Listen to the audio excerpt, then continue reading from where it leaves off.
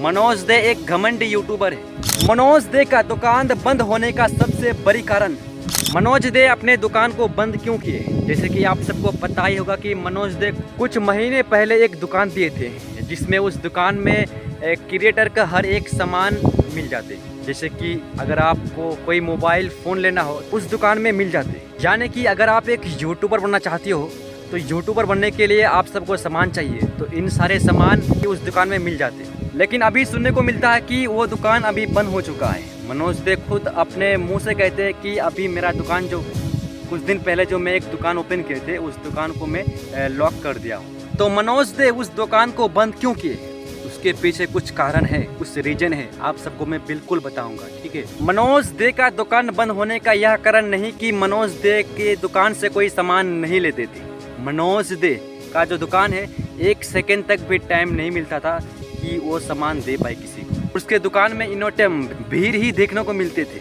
लेकिन आखिर उसको ऐसा कौन सा काम पर गया, कौन सा इमरजेंसी पर गया जो कि उसको दुकान को बंद करना पड़ा। तो आप सबको जानकारी के लिए बता दें कि मनोज दे एक घमंडी है। मनोज दे एक घमंडी यूट्यूबर है। आप सबको मैं ये बात क्यों कहता हूँ?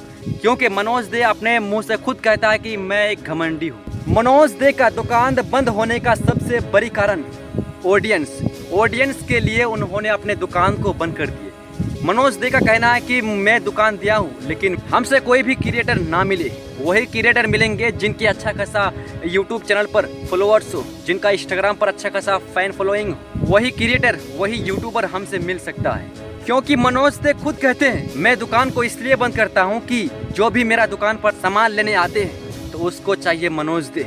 मुझे मनोज दे से मिलना है। अगर कोई भी क्रिएटर मनोज दे के दुकान आते हैं मनोज दे से मिलने और सामान लेने के लिए, तो अगर मनोज दे से मुलाकात नहीं होती है और मनोज दे के जितने भी स्टाफ है, स्टाफ लोग को कहता है कि मनोज दे से मुझे मिलना है, ये लोग कहते हैं कि मनोज दे नहीं है, तो वो कहते हैं कि मनोज दे अगर कोई काम में है तो प्लीज़ थोड़ा सा मुझे बात करा दो।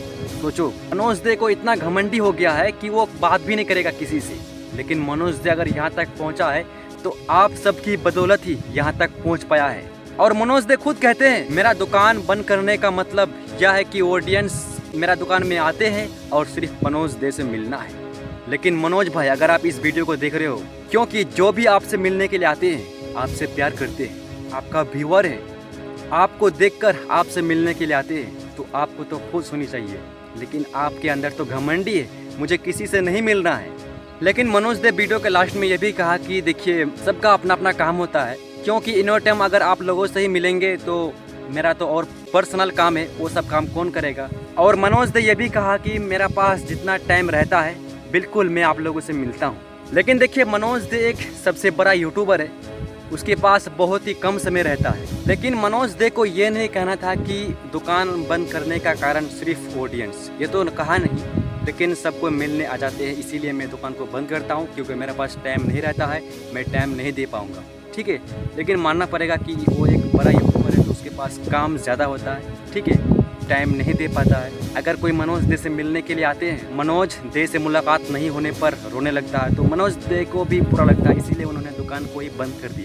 इसमें मनोज दे कोई घमंडी नहीं है, मनोज दे एक अच्छा यूट्यूबर है, उसका कहना सही है। लेकिन उसको ये नहीं कहना था कि मैं दुकान को बंद करता हूँ क्योंकि हमसे सब कोई मिलने आते हैं। क्योंकि मनोज दे को इतना मुकाम तक पहुँचाने के लिए आप सबका हाथ है। कैसे कहे कि आप सबका हाथ है?